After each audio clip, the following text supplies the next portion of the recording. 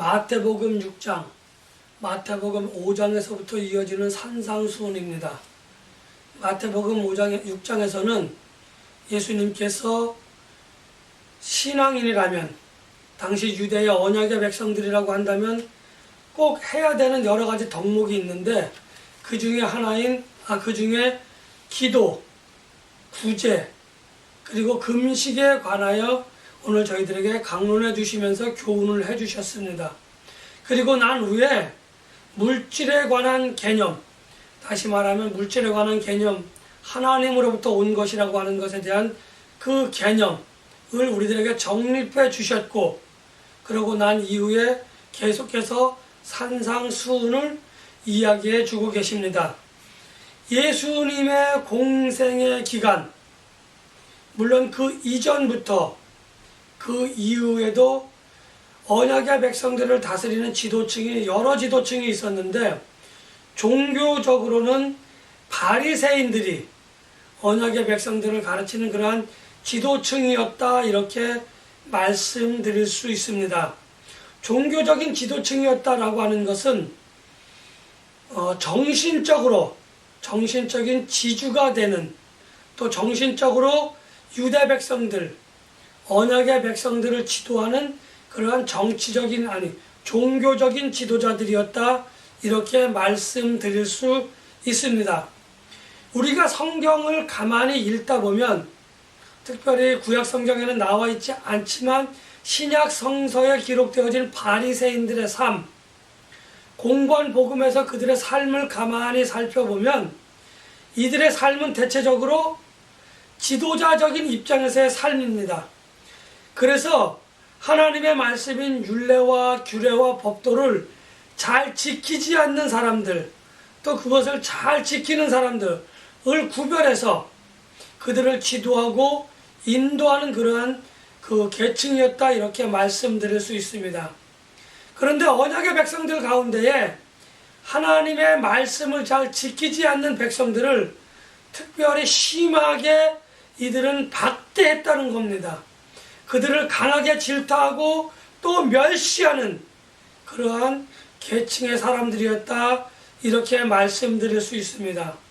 왜냐하면 이들은 하나님의 말씀을 행함에 있어서 내적인 것보다는 외적인 것으로 보여지는 것에 좀 더 그 기준을 강하게 두는 사람들이었기 때문에, 강하게 두고 그것을 지켜보는 사람들이었다, 이렇게 말씀드릴 수 있습니다.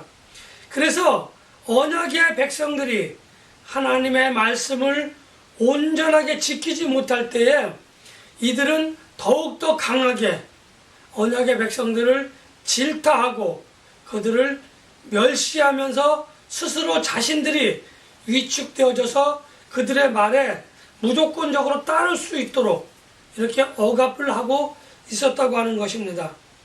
그런데 오늘 본문 말씀에 보면 구제하는 것과 기도하는 것, 금식에 관하여 예수님이 말씀하고 계신데, 금식, 기도, 구제는 당시 언약의 백성들이라고 한다면 꼭 그렇게 되어진 것은 아니지만 반드시 행하여야 할 그러한 기본적인 덕목이었다, 이렇게 볼 수 있습니다.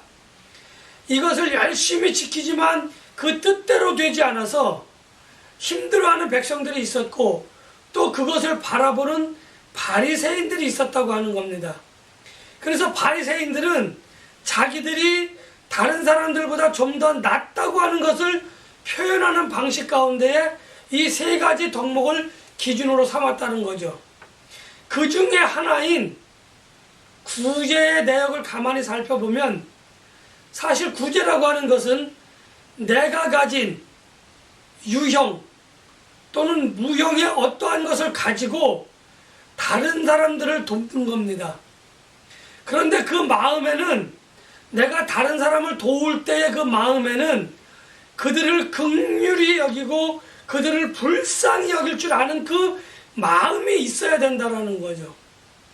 그래서 내가 다른 사람들을 긍휼히 여기고 불쌍히 여기는 그 마음이 없이 행하는 그 구제, 그 구제를 오늘 예수님은 외식하는 것이다 이렇게 보고 있는 겁니다. 구제라고 하는 것은 내가 누군가를 돕기는 하는데 내가 그 사람으로부터 내가 도움을 받을 수가 없어요. 내가 그래서 그 구제를 행한다고 하는 것은 다른 말로 이야기하면 나에게는 아무런 의미가 없는 그런 행동인 겁니다. 아무런 유익이 없는 그러한 행동인 거예요. 그래서 내가 구제를 했다고 하는 것이 다른 사람들에게 나타내질 수가 없는 행동입니다. 내가 누군가를 도왔을 때 그 사람이 나를 다시 도와주거나 나를 칭송하거나 한다고 한다면 달라집니다. 그런데 오늘 본문에서 말하는 이 구제는 내가 다른 사람들을 도왔을 때 그 사람이 나를 칭찬한다든지 그 사람이 나에게 무엇으로 갚는다든지 하는 것은 우리가 생각도 해볼 수 없는 그러한 일들이었다고 하는 겁니다. 그래서 이 구제를 알아주는 사람이 누가 있느냐 하는 거예요. 아무도 없어요. 그래서 예수님께서 뭐라고 이야기하시냐면은 네가 구제할 때에 어떻게 하라? 은밀하게 하라 이렇게 이야기하는 겁니다. 그러면은 아무도 그것을 몰라줄지라도 그것을 알고 계시는 하나님께서 너를 도우실 거다라고 오늘 예수님이 우리들에게 강론을 하시면서 권면하셨고 또 그렇게 교훈을 하셨습니다. 왜요? 바리새인들은 구제를 행함에 있어서 긍휼히 여기고 불쌍히 여기는 마음을 가지고 하는 것이 아니라 내가 있는 그 무엇을 가지고 남에게 베푼다라고 생각하는 그러한 마음가짐의 기준이 달랐기 때문에 오늘 예수님께서는 내적인 구제의 근거, 내적인 구제의 동기, 어떠해서 내가 구제를 하게 되었는지 이것을 뚫어보시는 예수님께서는 사람들에게 그러한 마음이 없이 구제하지 말라고 하는 거예요. 구제라고 하는 것은 내가 지금 언약의 백성들 뿐만 아니라 다른 사람을 돕는 겁니다. 계속적으로 이야기하고 있지만 예수님께서는 하나님께서 율례와 규례와 법도를 통해서 구제를 하라고 하신 그 이유는 신앙 공동체, 말씀 언약의 공동체가 끊겨지거나 그 사람들이 없어짐으로 인해서 그 언약의 공동체가 무너지는 것을 방지하기 위해서 신앙 공동체를 위해서 구제하라, 기도하라, 금식하라 이렇게 이야기하고 있는 겁니다. 내가 무엇을 많이 가졌네, 내가 어떤 것을 많이 가졌네 이것을 자랑하지 말라고 하는 거예요. 그런데 바리새인들은 내가 가진 그것을 가지고 구제를 행하기 때문에 오늘 예수님으로부터 이렇게 교훈을 받는 겁니다. 권면을 받는 겁니다. 그런가 하면 또 다른 하나인 기도에 관해서 이야기를 하고 계시다고 하는 겁니다. 기도라고 하는 것은 여러 가지로 정의할 수 있어요. 과거의 기도는 성도의 영적인 호흡이다 이렇게 이야기하고 있습니다. 그런데 요즘의 기도의 패러다임은 영적인 호흡도 마찬가지로 포함되어져서 그것보다 더 넓고 깊게 그 의미가 확장되어졌는데 그 의미가 무엇이냐라고 한다면 하나님과의 대화다 이렇게 바뀌어 있다고 하는 겁니다. 하나님과의 대화를 함에 있어서 대화의 형식은 중요하지 않습니다. 대화의 내용이 얼마나 깊으냐, 대화의 폭이 얼마나 넓냐 하는 것이 더 중요하다고 하는 겁니다. 우리가 대화를 할 때 있어서 이 기도는 하나님과 나와의 대화를 하는 그 소통의 어떤 도구, 소통의 방법, 소통의 방편이다 이렇게 이야기할 수 있어요. 그런데 이 소통을 하는 모습 가운데에 있어서 내가 이 기도를 통해서 소통을 한다고 하는 것을 우리는 하나님과의 대화를 통해서 소통을 하고 있구나 이렇게 생각해서 넓고 깊게 기도에 정진을 한다고 한다면 그렇게 행할 수 있는데 이 소통하는 모습, 이 기도하는 모습을 다른 사람들에게 보여주기 위해서 많은 사람들이 알아볼 수 있는 그 자리에서 그렇게 기도를 한다고 한다면 그 기도가 얼마나 넓게 얼마나 깊게 대화를 할 수 있느냐 하는 겁니다. 지금 예수님은 소통이라고 하는 것에 방점을 찍고 있는데 오늘 예수님께서 질타하시는 이 바리새인들은 소통하는 모습을 보여주는 것에 방점을 찍고 있다고 하는 겁니다. 분명히 관점이 다른 것입니다. 오늘 우리가 기도를 함에 있어서 방언으로 기도하든지 통성이로 기도하든지 묵상으로 기도하든지 이 모든 것들의 형식은 중요하지 않습니다. 내가 이러한 것들을 통해서 얼마나 하나님과 깊게 그리고 하나님과 넓게 소통하고 있느냐 하는 것이 오늘 우리들이 가져야 할 중요한 관점임에도 불구하고 우리는 여전히 그 사람이 방언으로 기도하느냐, 그 사람이 통성으로 기도하느냐, 그 사람이 묵상으로 기도하느냐, 이것에 관해서 우리는 더 많은 관심을 가지고 있다고 하는 겁니다. 우리의 관점 자체가 틀렸다는 겁니다. 내가 기도함에 있어서, 저 사람이 기도함에 있어서 하나님과 얼마나 깊게 그리고 얼마나 폭넓게 소통하고 있는지, 그래서 그 소통하는 모습을 보여주는 그 모습을 남들에게 보여주기 위하여 기도하지 말고 하나님과 깊고도 넓게 소통하는 그 시간을 가져라 라고 하는 겁니다. 그러기 위해서는 내가 정말 소통에 집중할 수 있도록 다른 사람들이 보지 않는 곳에서 내가 하나님과 소통해야 된다라고 하는 것을 예수님께서 이야기하고 계시는 겁니다. 그것을 다른 말로 은밀하게 기도하라 이렇게 말씀드릴 수 있습니다. 구제를 은밀하게 하라고 하셨던 예수님께서 오늘 또한 기도를 은밀하게 하라 이렇게 이야기하고 계십니다. 그리고 마지막으로 금식하라라고 하는 것에 관해서 예수님은 이야기하고 계십니다. 금식이라고 하는 것은 정말 생사를 놓고 그렇게 기도하는 모습을 우리는 금식 기도 이렇게 이야기합니다. 또 신앙생활에 있어서 기도를 하지는 않더라도 내 신앙적인 결단이 내가 하나님으로부터 반드시 응답을 얻어야 되겠다라고 하는 결단의 모습, 결기 어린 모습을 보여주며 하나님께 하나님, 내가 하나님께서 이렇게 하라고 하시던지 저렇게 하라고 하시던지 하나님의 응답을 반드시 들어야 되겠습니다 라고 결단하고 하나님의 응답을 듣기 위한 그 자세를 갖는 것이 금식입니다. 기도를 하면 금식 기도가 되어지는 것이고요, 금식을 하며 생활을 하는 것을 금식 이렇게 이야기하고 있습니다. 그런데 이 금식이 하나님과 나와의 관계에 있어서 믿음이라고 하는, 하나님을 내가 전적으로 신뢰한다고 하는 그 조건이 없이 이루어지는 그 금식은 아무런 효과가 없다라는 거예요. 아무런 의미가 없다고 하는 겁니다. 또 금식을 하게 되어지면 우리가 잘 알겠지만 모습이 점점점 추해집니다. 성경의 말씀대로 이야기한다면, 성경에 기록된 대로 이야기한다면 그 모습이 점점점 피폐해져 가는 거예요. 얼굴에 기름기가 빠집니다. 그가 힘이 없어지니까 생활이 추해집니다. 그가 있는 그 모습이 추한 모습을 보일 수밖에 없어요. 그러한 것들을 통해서 남들이 볼 때 아, 저 사람이 금식하고 있구나 하는 것을 다른 사람들은 내가 말을 하지 않아도 알아차릴 수 있다고 하는 겁니다.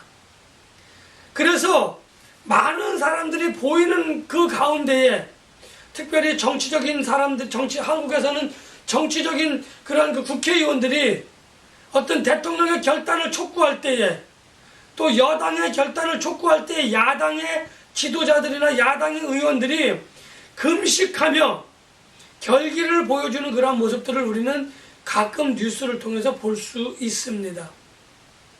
그런데 이것은 정치적인 문제이고 신앙적인 문제에 있어서 내가 하나님께 금식한다라고 하는 것을 다른 사람들에게 일부러 보이지 말라고 하는 거예요.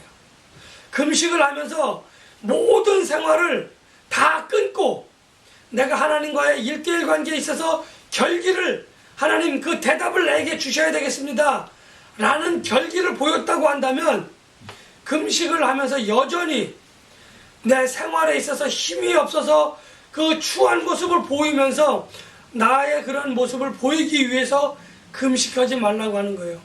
남들이 저 사람이 금식하고 있구나, 이것을 알아차리지 못하도록 은밀하게 금식하라고 하는 겁니다.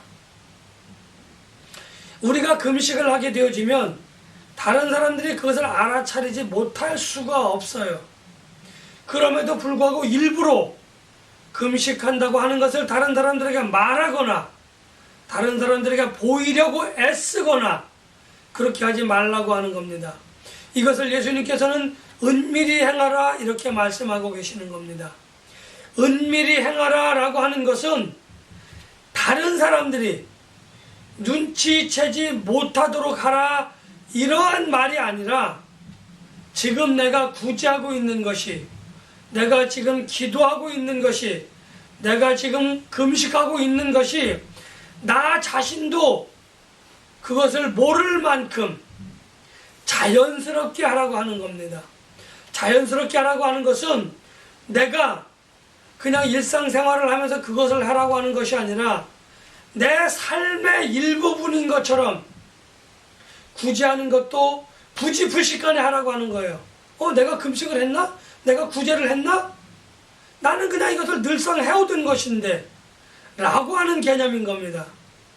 또 기도를 하는 것도 마찬가지예요. 어떤 일이 내 발등에 떨어졌을 때, 내 상황에 어떤 일들이 크고 중한 일이 벌어졌을 때, 표현이 좀 그럴 수도 있습니다. 호들갑 떨면서 기도하지 말라고 하는 거예요. 늘 생활 속에서 그 기도가 짧든지 그 기도가 길든지 늘 기도하는 마음으로 그렇게 생활하라고 하는 거예요. 그리고 마찬가지로 금식하는 것도 마찬가지입니다.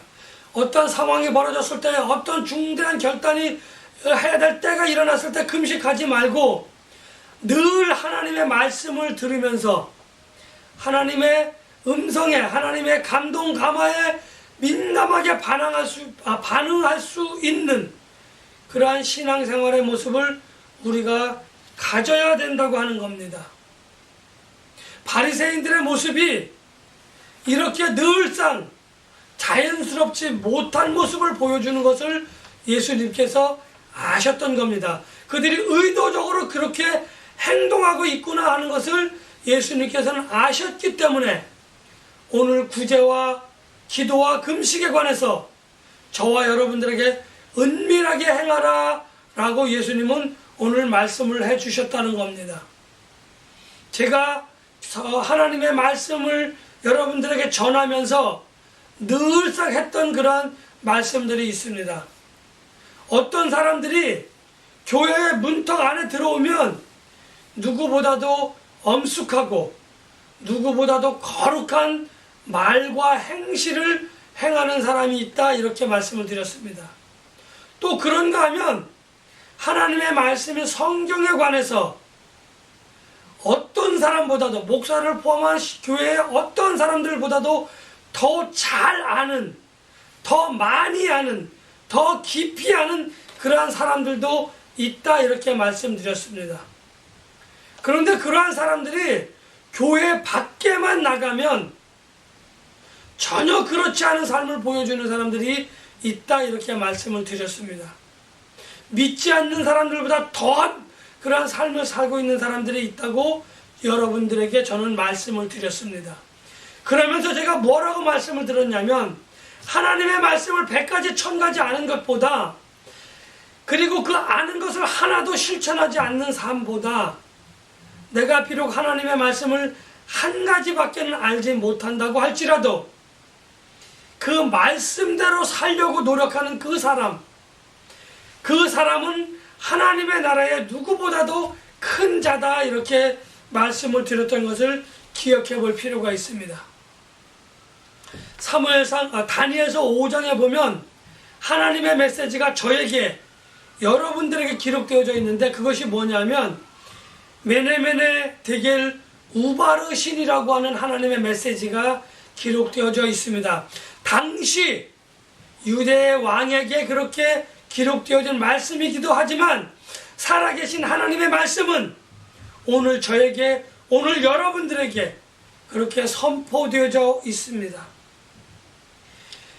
그 말씀의 의미를 간단하게 해석한다고 한다면 하나님이 저울에 달아보니 당신은 부족한 사람이었습니다. 너는 부족한 사람이었다, 이렇게 이야기하고 있는 겁니다. 내 자신이 그런 사람인지 아닌지 이 말씀에 오늘 우리가 한번 달아보아야 될 필요가 있습니다. 법원에 가면 눈을 가린 여인이 저울을 들고 있습니다. 근데 그 저울이 참 공평합니다. 밸런스가 딱 맞았어요. 이쪽으로도 치우치지 않고 저쪽으로도 치우치지 않았습니다. 우리가 하나님께서 달아보시고자 하는 그 저울은 수평에 맞은 저울이 아니라 하나님 쪽으로 더 기울어져 있는 그러한 저울이 되어져야 할 것입니다. 물론 교회 안에는 정말 열심으로 말씀에 따라 사는 사람들이 있습니다. 그래서 그런 사람들은 때로는 그렇지 않은 사람들 때문에 괜히 오해를 받는 경우도 있다고 하는 것입니다. 오해를 받는 그 사람들도 있다고 하는 것을 우리는 부인할 수 없습니다. 그렇지 않은 사람들도 있는가 하면 정말 그런 사람들도 있습니다. 이 두 사람들을 분류하는, 이 두 사람들을 구별하는 아주 간단한 기준이 있는데 그것은 그 사람이 열매를 맺는가 아닌가 하는 것을 통해서 우리는 이 두 부류의 사람들을 구분할 수 있습니다. 그들이 바리새인이냐 진정한 하나님의 언약의 백성이냐 하는 것을 구분하는 것이 열매다라고 하는 것입니다. 나의 삶 가운데에, 여러분들 삶 가운데에 열매를 맺지 못한다고 한다면 우리는 한쪽으로 기울어져 있는 그러한 저울이다, 이렇게 말할 수 있습니다. 다니엘서 5장에 기록된 하나님의 말씀 가운데 어느 쪽으로 기울어져 있는지, 어느 쪽 함량이 더 많은지 우리 자신을 돌아보는 그러한 하나님의 메시지를 살펴보아야 할 것입니다. 엄숙하고 거룩한 것이 나를 위해서 엄숙하고 거룩한 것인지, 하나님의 영광을 위하여 엄숙하고 거룩한 것인지 오늘 우리는 그 저울에 한번 달아보아야 할 필요가 있습니다. 또 우리는 우리가 가진 미움과 다툼과 시기와 질투는 하나님 안에서 열심을 가지고 달려가는 사람들, 그러한 사람들을 질투하고 그러한 사람들을 외면하며 그러한 사람들에 대해서 부러운 마음을 가지고 있습니다. 그러한 사람들을 질투하고 그러한 사람들을 미워하고 그러한 사람들을 부러워만 하지 마시고 지금 이 시간부터는 그러한 사람들과 같이 멍에를 메고 달려가려고 애쓰고 노력하는 그러한 사람들이 되어야 할 것입니다. 나 자신의 힘과 능력으로는 그렇게 할 수 없습니다.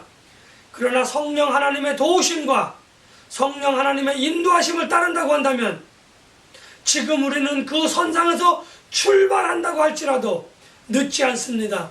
하나님께서 인도해 주시고 그것을 따른다고 한다면 우리도 능히 그러한 사람들의 반열에 서서 그렇게 달려나갈 수 있다고 하는 그 믿음을 가지고 이제로부터는 하나님의 말씀과 기도와 찬송과 예배를 통해서 또 성경의 묵상과 상고를 통해서 그렇게 되어져 갈 수 있는 모든 신앙인들이 되시기를 예수님의 이름으로 간절히 축복하며 기원합니다.